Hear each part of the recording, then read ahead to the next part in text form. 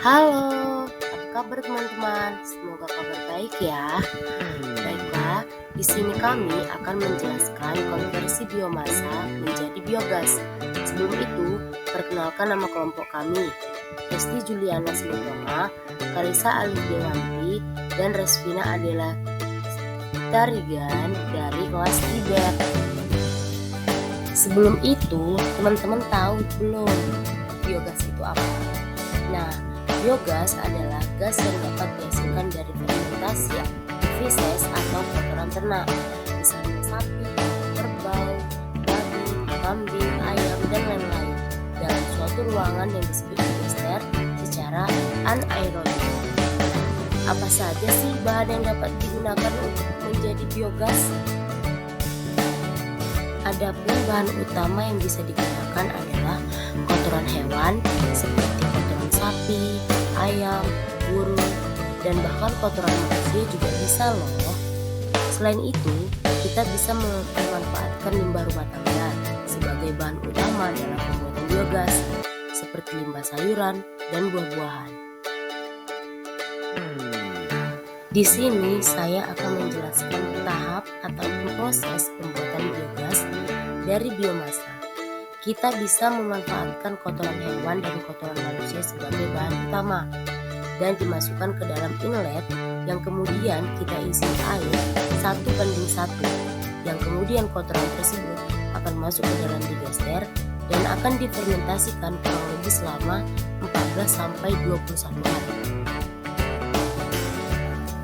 Setelah difermentasikan selama 14-21 hari, akan terbentuknya gas metana dan karbon dioksida. Gas inilah yang akan kita gunakan dalam kehidupan kita sehari-hari.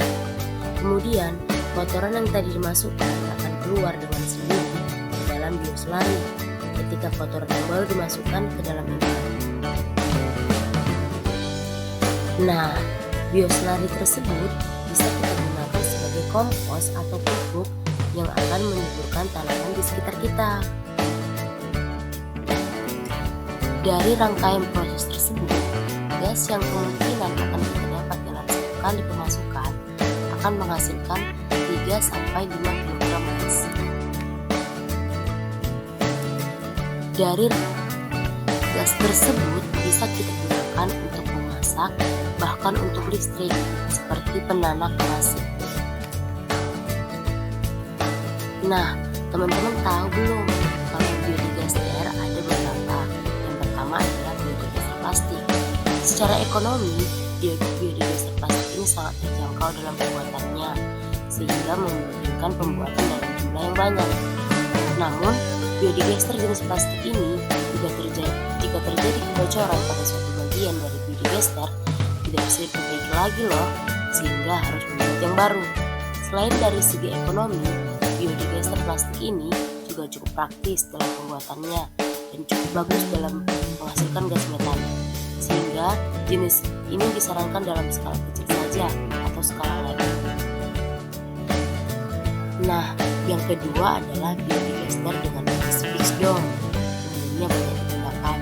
Hal ini dikarenakan mudah dan bisa diaktifkan kembali, mudah diperbaiki dan disetting, tahan hingga 25 tahun. Mudah untuk mengatur suhu agar stabil, gas yang dihasilkan biasanya bergas. Namun dibalik kelebihannya, juga ada kelemahannya. Digester dengan jenis ini ternyata sulit saat dibersihkan, dikarenakan banyak melalui proses yang tidak mengeluarkan sisa gas beracun, jadi sangat berisiko besar. Sehingga kesimpulannya adalah dalam pemilihan biodigester ini tergantung pada pemakaiannya. Jika pemakaian dalam industri atau skala besar, disarankan menggunakan biodigester jenis fixed dome.